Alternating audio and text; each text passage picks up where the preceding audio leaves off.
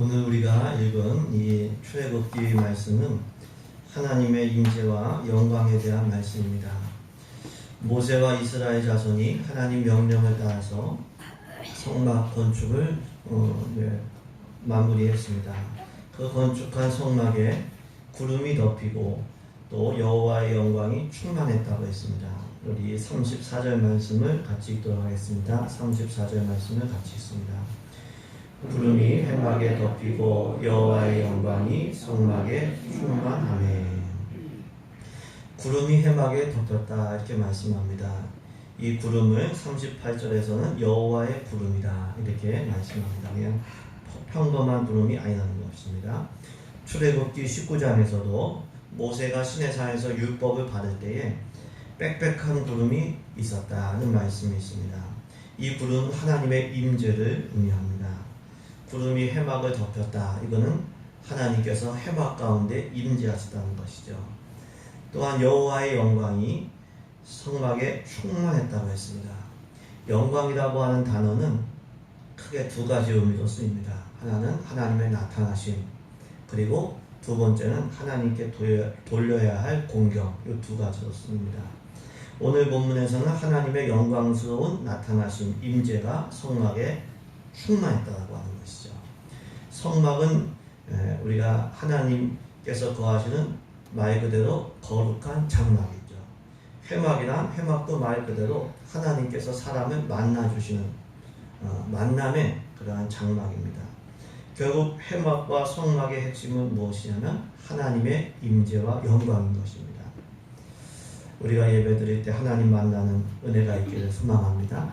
하나님 만날 때 우리 영혼이 구원받고 치유됩니다. 하나님 만날 때 우리 육신이 병에서 놓여 자유함을 얻게 되는 줄로 믿습니다. 어둠이 떠나가고 하나님의 복이 임하는 줄로 믿습니다. 아무리 장막이 좋은 가죽으로 좋은 텐트로 치워졌어도 하나님의 영광과 임재가 없으면 회막이나 성막이 될 수가 없습니다. 아무리 사람이 많이 모여 있어도 거기에 하나님의 임재와 영광이 없으면 성전이 될 수가 없습니다. 회막과 성막의 핵심은 하나님의 임재와 영광인 것이죠. 좋은 건물, 또 사람들이 많이 모인 그러한 모임이나 공동체는 세상에서도 많이 있습니다. 회막과 성막이 되려면은 하나님의 임재와 영광이 있어야 됩니다. 이를 통해서 알 수 있는 것은 무엇입니까? 하나님의 임재와 영광이 가장 중요하다는 겁니다. 하나님의 임재와 영광이 있으면 그것으로 사실은 다 된 겁니다. 충분한 겁니다. 천지 만물도 하나님으로부터 나왔습니다. 하나님이 계시면 필요하면 하나님께서 천지 만물도 생겨나게 하시는 겁니다. 그렇기 때문에 우리는 하나님의 임재와 영광을 사모하고 먼저 구하는 사람들이 되어야 됩니다. 하나님의 사람이 누구일까요? 하나님의 임재와 영광이 있는 사람이 하나님의 사람입니다. 예수님의 사람이 누구일까요? 그 마음과 생각에 예수님이 계시면 그 사람은 예수님의 사람입니다.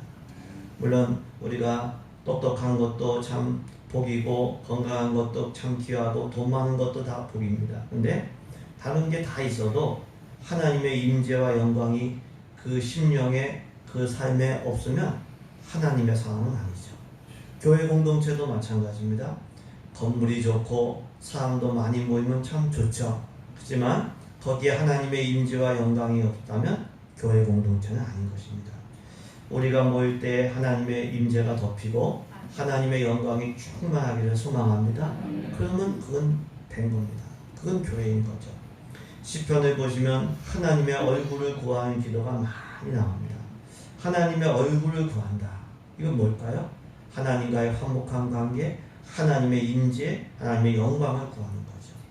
다윗의 소원이 바로 그것이었습니다. 한 가지 소원이 있었는데 다윗에게는 하나님의 아름다운 영광을 바라보며 경험하는 것. 여호와의 집에 성전에 살면서 하나님의 아름다움을 바라보는 것이 다윗의 소원이었습니다. 다윗은 왕관이나 물질이 아니라 하나님의 아름다운 영광을 사모하고 구했던 사람이었습니다. 우리 시편 말씀을 우리 같이 읽도록 하겠습니다. 내가 여호와께 바라는 한 가지 일 그것을 구하리니 곧 내가 내 평생에 여호와의 집에 사냥해서 여호와의 아름다움을 바라보며 그의 성전에서 사모하는 그것이다. 아멘. 이 다윗이 성전을 사모했어요. 왜? 예배드리면서 그 하나님의 아름다운 영광을 경험했기 때문에. 시편 105편 4절 말씀을 우리 같이 읽었으면 좋겠습니다. 여호와와 그의 능력을 구할지어다 그의 얼굴을 항상 구할지어다. 아멘. 하나님의 얼굴, 하나님의 임재, 그 영광을 구하는 사람이 사실은 하나님의 사람인 것이죠. 그럼 어떻게 해서 이 성막에 하나님의 임재와 영광이 충만했을까요? 하나님의 임재와 영광은 우리가 하나님께 영광 돌릴 때 임하는 거예요. 우리 찬양할 때 하나님의 임재를 경험하지 않습니까? 하나님께 영광을 돌릴 때 하나님의 영광이 임하는 겁니다. 성막은 우리 출애굽기 말씀을 보시면 이스라엘 자손이 자원하여 드린 예물로 건축이 되었습니다. 물론 하나님께서 다 지어서 내려주실 수도 있으셨을 겁니다. 근데 하나님의 방법은 그렇지가 않아요. 이스라엘이 자원해서 드린 예물로 성막을 건축하게 하셨습니다. 또 성막은 부살렐과 오홀리압을 비롯한 마음이 지혜로운 사람들이 정성을 다해 만들었어요. 이 정교한 일이었기 때문에 정성을 다하는 마음이 없으면 중간에 못하죠. 정성을 다해서. 그리고 출애굽기 40장에는 여호와께서 모세에게 명령하신 대로 되니라. 이 말씀이 계속 반복해서 나옵니다. 결국 성막은 자원하는 마음으로 정성을 다해서 순종하면서 만드는 거예요. 자원하는 마음으로 정성을 다해서 순종하는 것이 하나님께 영광을 돌리는 거예요. 우리가 억지로 하면은 그 하나님께 영광이 되지가 않습니다. 대충 하면 영광이 되지 않아요. 자원한 마음으로 영광을 정성을 다해서 순종할 때 영광을 돌리는 것이고, 그럴 때 하나님의 임재와 영광으로 충만해지는 거죠. 반대로 우리가 억지로 대충 할 때 하나님의 임재와 영광을 볼 수가 없어요. 예배드릴 때 정성을 다하는 우리 되기를 소망합니다. 기쁜 마음으로 찬양하는 우리 되기를 소망합니다. 또 불순종할 때도 하나님의 임재와 영광을 경험할 수가 없습니다. 자원하는 마음으로 정성을 다해 순종함으로 하나님의 임재와 영광 가운데 살아가시길 주님의 이름으로 축복합니다. 또 하나님의 임재와 영광으로 충만하려면 하나님을 우리가 업신여기지 말고 무겁게 생각해야 돼요. 영광이라고 하는 히브리 단어, 이 카보드라고 하는 단어는 무겁다, 또 비중이 있다. 이 카바드에서 유래가 된 겁니다. 고대 시대에 비중이 있는 왕에게 영광이 있었어요. 왕복도 있고 왕관도 있고 사물도요 무거운 쪽으로 이게 다 모이게 되어 있습니다. 크고 무거운 쪽. 하나님과의 관계에서도 마찬가지입니다. 하나님을 가볍게 생각하면 하나님께 순종하지 않습니다. 한 귀로 듣고 한 귀로 흘려버려요. 하나님께 안 나갑니다. 하나님의 일을 쉽게 생각하면 자원하는 마음으로 정성을 다하지 않습니다. 그럼 하나님께 영광을 돌릴 수가 없고 하나님의 영광을 볼 수도 없습니다. 하나님을 무겁게 귀하게 여기고 하나님을 섬기는 신앙생활, 예배생활을 귀하게 여겨야 됩니다. 그럴 때 하나님의 임재와 영광을 보게 되고 그 임재와 영광 가운데 살아가는 우리 되는 줄로 믿습니다. 그 은혜가 있기를 주님의 이름으로 축복합니다. 이처럼 건축한 성막에 하나님의 임재와 영광이 임했어요. 충만했습니다. 구름이 덮이고 여호와의 영광이 성막에 충만해서 모세도 회막에 들어갈 수가 없었다고 했습니다. 우리 35절 말씀을 같이 읽겠습니다. 35절 말씀을 같이 읽습니다. 모세가 회막에 들어갈 수 없었으니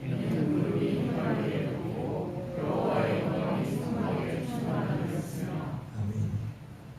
왜 모세가 하나님의 임재와 영광이 충만했던 회막에 들어갈 수 없었을까요? 모세는 정말 귀한 종이었습니다. 이 모세가 시내산에서 십계명을 비롯한 율법을 받았어요. 그 율법이 모든 성경의 사실은 기초가 된 겁니다. 근데 그도 죄인이었어요. 죄인이었기 때문에 하나님의 영광으로 충만한 성막에 들어갈 수가 없었던 거예요. 그 모세조차도. 로마서 말씀을 보시면은 죄로 인해서 하나님의 영광에 이를 수 없다는 말씀이 있습니다. 우리 같이 읽었으면 좋겠습니다. 모든 사람이 죄를 범하였으니 하나님의 영광에 이르지 못하더니. 아멘. 실력이 없어서 영광에 못 들어가는 게 아니에요. 예? 다른 문제가 아니에요. 돈이 없어서가 아니에요. 죄 때문에 못 들어가요. 이를 통해서 알 수 있는 것은 무엇입니까? 죄인은 하나님의 영광에 이를 수가 없다라고 합니다. 하나님과 사람 사이가 멀어진 것은 하나님의 능력, 사람의 능력, 이게 문제가 아니라 죄 때문에 그렇습니다. 사람의 죄 때문에. 우리 이사야 59장 말씀도 우리 같이 읽었으면 좋겠습니다. 여호와의 손이 짧아 권하지 못하신 도 아니요 지가 등하여 듣지 못하신 도 아니라 오직 너희 죄악이 너희와 너희 하나님 사이를 갈라놓았고 너희 죄가 그의 얼굴을 가리어서 너희에게서 듣지 않으시게 합니다. 아멘. 죄 때문에 하나님과 우리 사이에 거리가 생겼고 우리가 하나님의 영광을 볼 수도 없고 하나님이 계신지를 알 수도 없고 하나님의 능력도 경험할 수가 없는 이 죄가 모든 것이 사실은 문제의 출발인 거죠.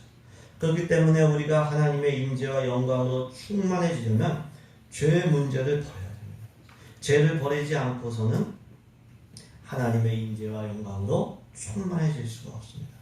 회개에 합당한 열매를 맺지 않고서는 하나님의 임재와 영광에 이룰 수가 없습니다.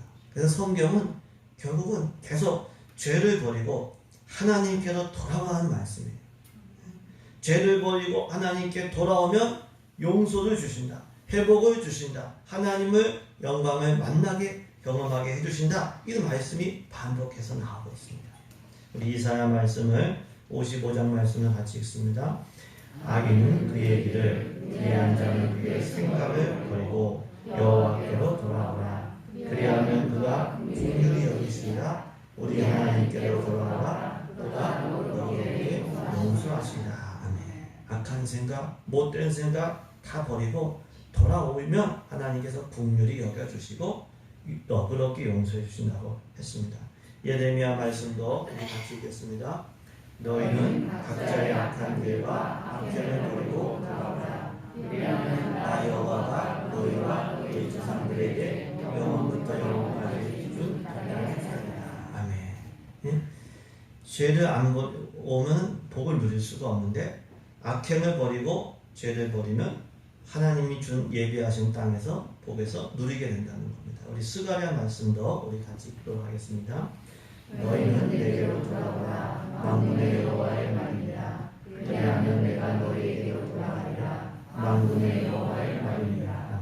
우리가 하나님께 돌아가면 하나님은 막 너무 좋으셔서 우리에게 오신다고 합니다. 우리가 하나님께 죄를 버리고 하나님께 돌아가서 하나님의 임재와 영광 가운데 살아가는 우리 되기를 소망합니다. 더 나아가서 또 우리는 예수님 외에 다른 것을 의지하거나 자랑해서는 안 돼요. 아무리 모세여도 참 그 대단한 모세여도 하나님의 임재와 영광으로 충만한 해막에 들어갈 수가 없었습니다. 인간 중보자는 한계가 있어요.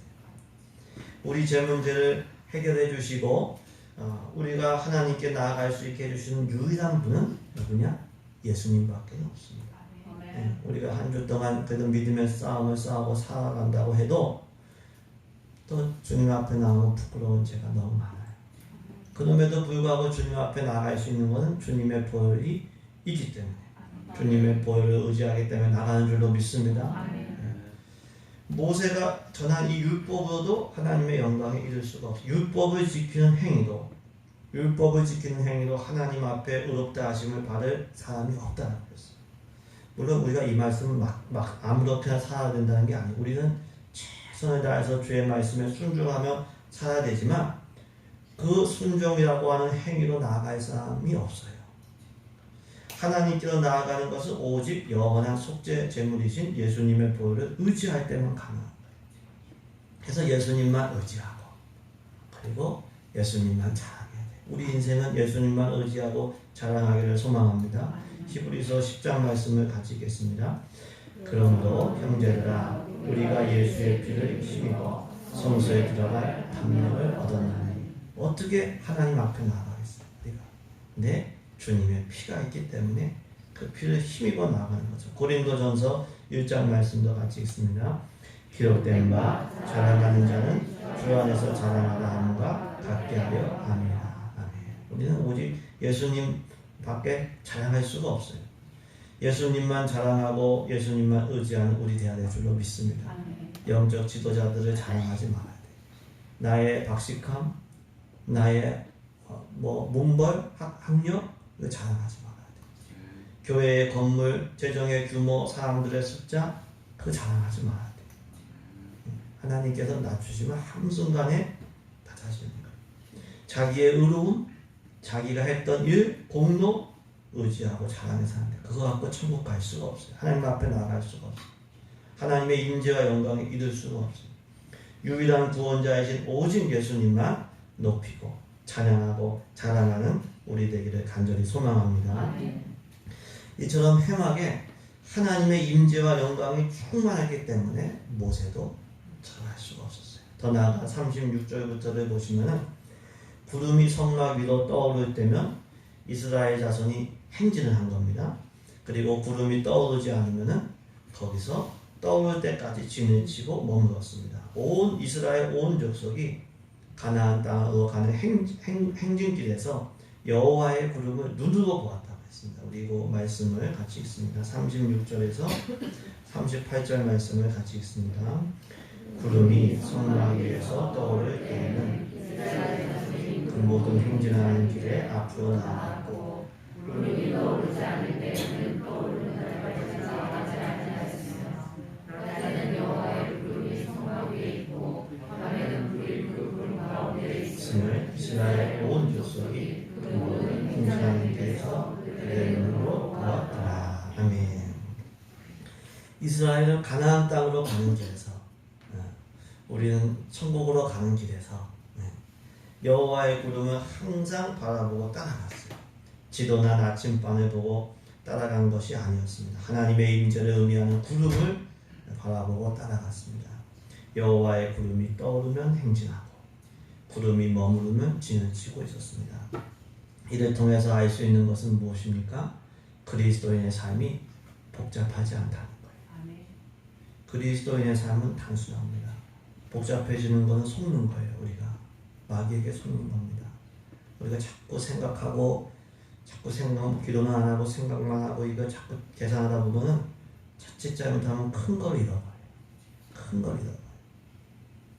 왜 우리 그리스도인의 삶은 단순할까요? 하나님의 인도를 따라가면 되기 때문에 그렇습니다. 분별하는 게 어려울 수는 있어도 그 다음부터는 단순한 겁니다. 하나님께서 가라 하시면 가는 거고 하나님께서 멈추라고 하시면 멈추는 겁니다. 그리스도인은 하나님의 인도를 따라가는 사람인 거죠. 갈라디아서 5장에서도 성령을 따라 행할 때 죄성을 이기게 되고 성령의 열매를 아름다운 열매를 맺게 된다고 했습니다. 그리스도인의 삶은 성령의 인도를 따르는 삶입니다. 우리 갈라디아서 5장 말씀을 같이 읽습니다. 너희는 성령을 따라 행하라. 그리하면 육체의 욕심을 이루지 아니하리라. 아멘. 하나님의 자녀로서 성령을 따라 행하는 우리 되기를 소망합니다. 우리는 항상 성령의 인도 그리고 하나님의 인도를 따라가야 돼요. 복잡하게 살지 말고 하나님의 인도를 따르려면 어떻게 해야 될까? 아까 말씀드렸듯이 하나님의 뜻이 항상 분별을 해야 됩니다. 지금 하고 있는 행동이 지금 내가 하고자 하는 행동이 하나님의 뜻인지 아닌지를 먼저 분별해야 돼요. 하나님의 뜻이면 힘들고 손해가 나도 행해야 돼. 그게 나에게 복이 됩니다. 근데 하나님의 뜻이 아니면 아무리 하고 싶어도 그거 하지 말아야 돼. 매사에 하나님의 뜻을 먼저 분별하는 우리 되기를 소망합니다. 나 이거 하고 싶은데 그 어린아이입니다. 어린아이 신앙입니다. 애들이 그러잖아요. 하나님의 뜻을 그게 나한테 복이 되면 믿어야 돼. 온전함을 믿고 분별해야 됩니다. 또 하나님의 인도를 따르려면 하나님의 임재와 영광을 항상 봐야 됩니다.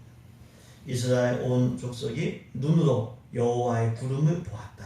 이런 말씀. 왜 보았을까요? 구름이 떠오르면 떠나야 되기 때문에 딴 데 보고 있으면 떠나야 될 때 떠날 수가 없기 때문에 그렇죠. 그렇기 때문에 우리는 항상 하나님의 임재와 영광을 바라보는 사람이 돼야 돼요. 히브리서 12장 2절에 믿음의 주요 온전하게 하시는 이 예수를 바라보자. 우리가 항상 예수님 바라보고 내가 품은 생각과 마음이 예수님의 마음인가?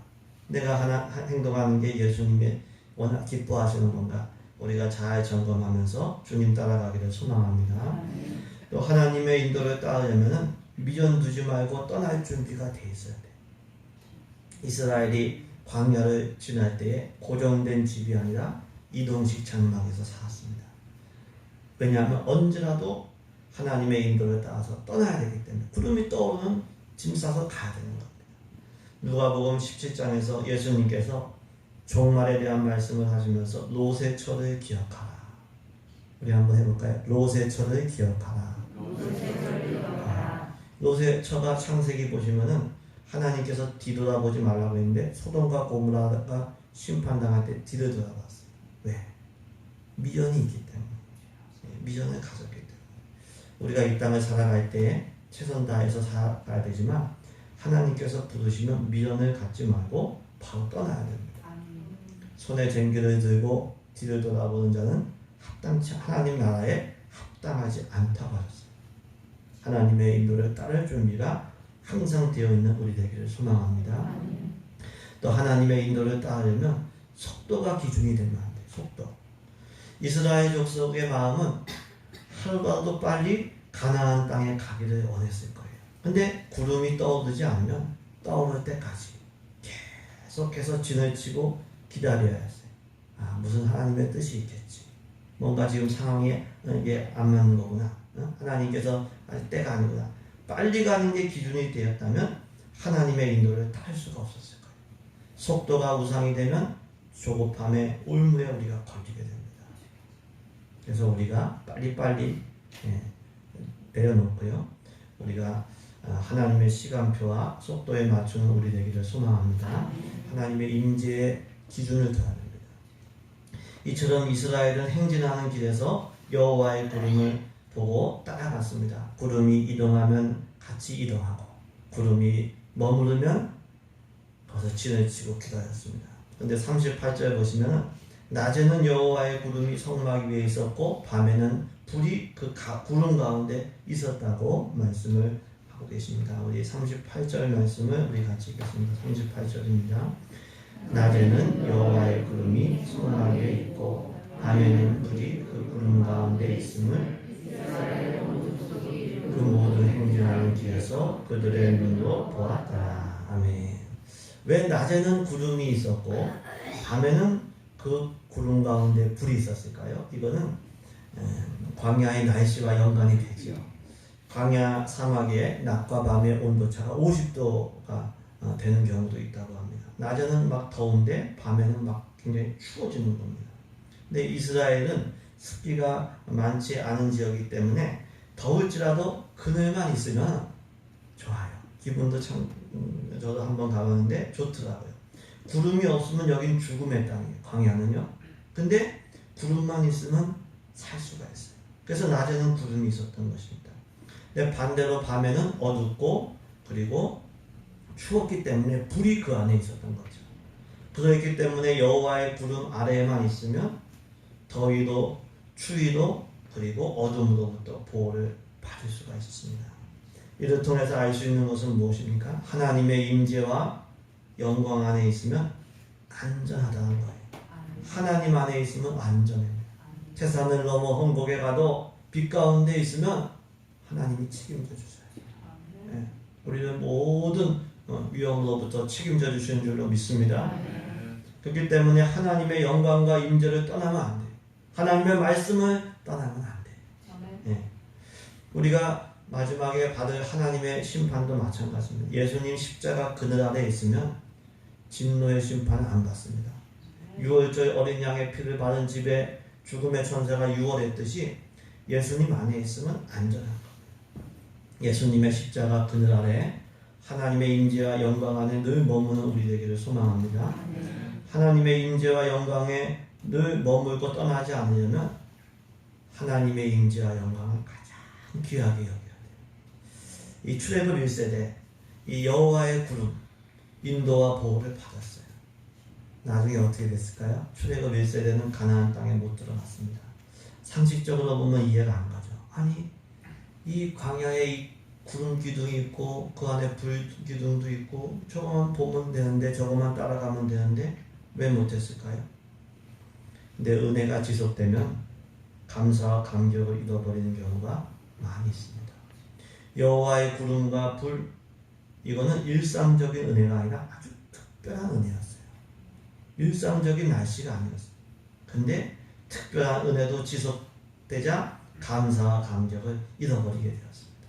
나중에 원망과 불평과 불순종의 죄로 40년 광야에서 훈련만 받다가 거기서 죽게 되었습니다. 그래서 은혜 받는 것도 중요하지만 더 중요한 것은 그 은혜를 귀히 여기면서 감사와 감격을 잃지 않는 것, 이것이 더 중요합니다. 우리도 마찬가지죠. 예수님의 십자가 은혜 생각할 때, 깨달았을 때 너무 감사했는데 시간이 지나면서 그 감사와 감격을 잃어버리는 경우가 많아요. 주님과 연합해야 되는데 떠나는 경우가 많아요. 성경을 주신 은혜도 마찬가지입니다. 성경을 통해서 하나님 말씀 듣는 게 너무 귀하죠. 근데 이게 지속이 되면 당연한 것으로 여기고 들으려고도 안 하고 귀하게 여기지도 않아요. 교회 공동체에서 함께 모여 예배하는 거 마찬가지입니다. 우리가 함께 모여 예배할 때, 교제할 때에 우리가 살아납니다. 근데 이것이 지속되면 당연한 것으로 여기고 소홀히 여기기도 하는 거죠. 그래서 은혜 받는 것도 중요하지만 은혜를 귀히 여기는 그 마음이 더 중요합니다. 아까 영광이라는 단어가 무겁다라고 했잖아요. 우리가 은혜를 귀하게 여겨야 돼. 하나님의 영광을 귀하게 여기고 늘 감사하고 감격하는 우리 되기를 소망합니다. 가장 큰 은혜는 무엇일까요? 하나님의 임재와 영광이. 하나님의 임재와 영광이 있는 곳이 회막이고 성막이고 그 어디나 하늘나라입니다. 그렇기 때문에 우리가 다른 것을 찾거나 의지하지 말고 먼저 하나님의 임재와 영광과 얼굴을 구해야 돼요. 자원하는 마음으로 정성을 다해서 순종함으로 하나님께 영광 돌리려고 해야 돼요. 죄로 인하여 하나님의 임재와 영광을 떠나지 말아야 돼요. 오히려 그 임재와 영광 안에 머무르고 그 임재와 영광을 따라가는 우리 삶이 되어야 됩니다. 그럴 때 안전하게 되고 천국까지 인도함을 받게 되는 줄로 믿습니다. 하나님의 임재와 영광 계속해서 귀하게 여기고 따라가시고 거하시고 가심으로 은혜를 누리시길 주님의 이름으로 축복합니다.